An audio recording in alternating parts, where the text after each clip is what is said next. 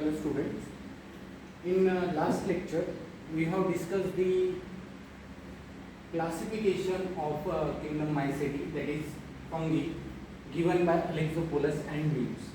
So we have seen that there will be three different divisions given by the Alexopoulos and Wilms in 1979 under the kingdom Myceti, and we have also gone through the different subdivisions. Say for example, in Gymnomycota subdivision is there. So two subdivision is given by Alexopoulos and Wilms. In division Masticomycota there will be again two subdivisions, and in division Masticomycota there will be 4 different subdivisions. So the total number of fungi or total diversity of fungi is come under this particular kingdom, that is kingdom Myceti. So hope you have cleared with this particular thing. Now we are going to move towards the different parameter, different topic, that is nothing but the economic importance of fungi. Fungiचे economic importance आज आपण discuss करणार आहे. Now the question arises, what is mean by economic importance? Now when we consider the economic importance, we must know or we must need to conclude that or to clear that economic importance is related to money or economy. म्हणजे साध्या भाषेत सांगायचं झालं तर आपल्या पॉकेटशी related असलेलं जे काही आहे त्या सगळ्याला आपण इकॉनॉमिक इम्पॉर्टंट असतो. That means economic importance include both the beneficial and harmful type of parameters.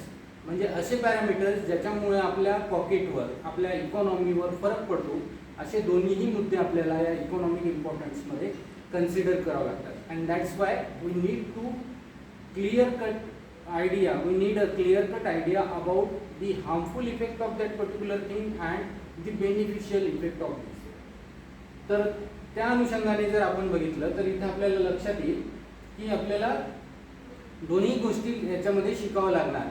एक म्हणजे आपल्याला होणारे बेनिफिट्स आणि आपल्याला होणारे हार्मफुल इफेक्ट्स, त्या फंगीपासून होणारे harmful effects. So both we need to be considered. Now when we talk about this economic importance of fungi, we need to know how they produce harm or how they produce the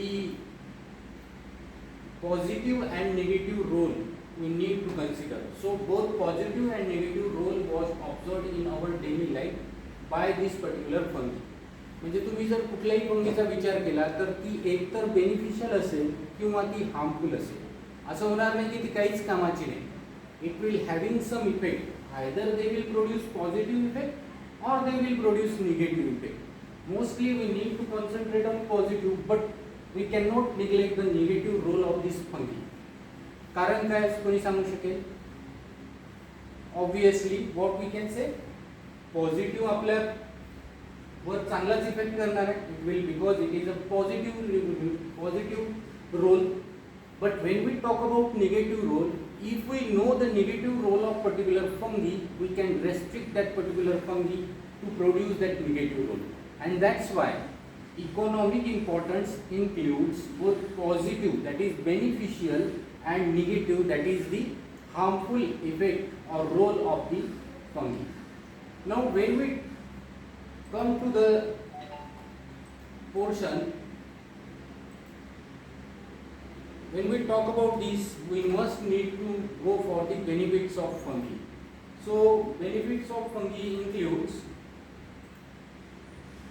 antibiotics, as majority of the fungi is utilized for the production of antibiotics. Particularly talking about the penicillin, it is the first and most important antibiotic which is discovered, and it is having a lot of inclusion or it is having a lot of positive effects on the living food or life. So human beings are mostly utilize this particular thing, antibiotics, and after the discovery of penicillin from Penicillium notatum, these antibiotics has increased utilization in our hospitalized structures. म्हणजे साध्या भाषेत सांगायचं आणखी तर हे जे antibiotics असतात हे आपल्या लिव्हिंग ऑर्गॅनिझमसाठी पर्टिक्युलरली ह्युमन बिईंगसाठी फार महत्त्वाचे असतात. मग असे अँटीबायोटिक्स हे फंगीमध्ये प्रोड्यूस केल्या जातात. असे अनेक फंगी आहेत जे अँटीबायोटिक्स आपल्याला देतात आणि आपण त्याच्यापासून अँटीबायोटिक्स एक्सट्रॅक्ट करू शकतो. तर असे अँटीबायोटिक्स हा आपल्याला मिळणारा त्याचा बेनिफिट्स आहे, हा त्याचा आपल्याला होणारा उपयोग आहे. So antibiotic is most important benefit which is given by fungi to the living being. Now antibiotics are the metabolic product of some microorganism which are active against other microorganisms. आता हे झालं mechanism how the antibiotic acts. Antibiotic काय करतं तर हे एक chemical आहे. Okay, it is a metabolic product which is produced by one fungi and it is utilized for the other microorganism. जसं की बॅक्टेरिया, काही फंगीनी प्रोड्यूस केलेले मेटाबॉलिक प्रोडक्ट्स हे काही बॅक्टेरियाला किल करतात, त्यांना काढून टाकतात आणि अशा प्रकारे त्या अँटीबायोटिक्सचा उपयोग ह्युमन बिईंगच्या कामासाठी आपल्या स्वतःच्यासाठी आपण करून घेऊ शकतो आणि that is the benefit of fungi. So what is first and most important is the antibiotics. Antibiotics are metabolic product. Now example is penicillin from Penicillium notatum. So Penicillium नावाचं एक नोटॅटम नावाचं एक ऑर्गॅनिझम आहे, fungi आहे and that will produce this penicillin. पेनिसिलिनचे खूप सारे वेगवेगळे फॉर्म्स आतापर्यंत डिस्कवर्ड झाले आहेत. ते वेगवेगळे फॉर्म जे आहेत पेनिसिलिनचे ते बॅक्टेरियाला किल करण्यासाठी किंवा बॅक्टेरियाला रेस्ट्रिक्ट करण्यासाठी यूज केला जातो and that is most important antibiotics. Now the second thing that is vitamins. Now as we know that some vitamins are particularly occurred in a fungi only, they are not produced elsewhere and that's why some important vitamins are only obtained from this particular fungi. So vitamins are the micronutrients required for the growth of living organisms. Say for example here vitamin B complex found from Saccharomyces cerevisiae. आता vitamin B complex जो असतो it is a group of vitamins suppose. So it is most important from living food or living organism. Say for example human beings and it is required for the growth. मग आपल्याला growth होण्यासाठी जे काही vitamin बी complex आहे हे जर लागत असेल तर आपल्याला सॅक्रोमायसिस सिरिविसी ते आपल्याला देऊ शकते and that is nothing but the benefit of fungi. So we can obtain vitamins from the fungi and it is the most important benefit after antibiotics. म्हणजे अँटीबायोटिक्स नंतर मिळणारा विटॅमिन्स हा महत्त्वाचा बेनिफिट आहे किंवा महत्त्वाचा पॉझिटिव्ह रोल आपल्याला मिळतो याच्यापासून. The next most important thing which we can obtain from the fungi is steroid. We know very well that steroid like cortisone is produced by Aspergillus niger. आता Aspergillus niger you know very well in last few lecture we have gone through this. Last लेक्चरमध्ये आपण बघितलं होतं की Aspergillus niger जे आहे it is the fungi and this fungi will produce a steroid like cortisone. This cortisone is most important steroid which is required by human being. मग आपल्याला आपल्या बॉडीमध्ये तयार होत नसलेलं किंवा आपल्याला बाहेरून घ्यावं लागत असलेलं स्टिरॉइड हे फंगीने आपल्याला दिलेलं असतं and that's why it is also one of the benefit which is given by the fungi to human beings. Now next is alkaloids. म्हणजे नुसतं आपल्याला अँटीबायोटिक्स मिळत नाही, विटॅमिन्स मिळत नाही, स्टिरॉइड मिळत नाही तर आपल्याला अल्कलॉइड्ससुद्धा फंगीपासून मिळतात. Several alkaloids are produced on accumulated in sclerotium of Claviceps purpurea which cause ergot disease of rat. तर हे एक अल्कलॉइड आहे, ठीक आहे. the alkaloid is there sclerotium and it is produced by Claviceps purpurea. It is the fungi which produce this alkaloid. It is example, okay. हे फक्त आपण एक एक्झाम्पल घेतले आहे. असे खूप सारे एक्झाम्पल्स आहेत ज्याच्यामधून आपल्याला स्टिरॉइड मिळतील. असे बरेचसे फंगी आहेत जे आपल्याला वेगवेगळ्या प्रकारचे स्टिरॉइड देतील. So alkaloid we can get and this alkaloid is utilized for medicinal purpose or the different experimental purpose also we can use this alkaloid. Now the next one is food. Now as we know that we need a food. We can not prepare our own food by our on.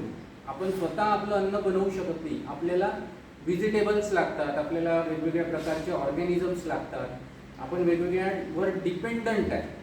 त्या dependent असल्यामध्येच एक food आपल्याला कशापासून मिळतं? We get the food product from fungi also. The best example we know very well, that is mushroom. So mushroom is one of the most important food we can obtain, and we will get a lot of proteins from this particular food. And this food, these fungi are used as food by human from a time, long time ago. म्हणजे जेव्हा आपण जंगलात राहत होतो, human beings develop झालेले नव्हते, तर त्या जंगलामध्ये राहत असताना सुद्धा फूड म्हणून या फंगीचा आपण युटिलाइज करत होतो. आणि त्यात मशरूमचं तुम्हाला माहिती आहे की मशरूम आपण वेगवेगळ्या प्रकारचे बघतो. So all these mushroom which is having a different type, it is utilized as a food material. आपण त्याला फूड मटेरियल म्हणून युटिलाइज करत होतो. डायरेक्ट यूज, आपण काय करतो डायरेक्ट यूज फूडमध्ये?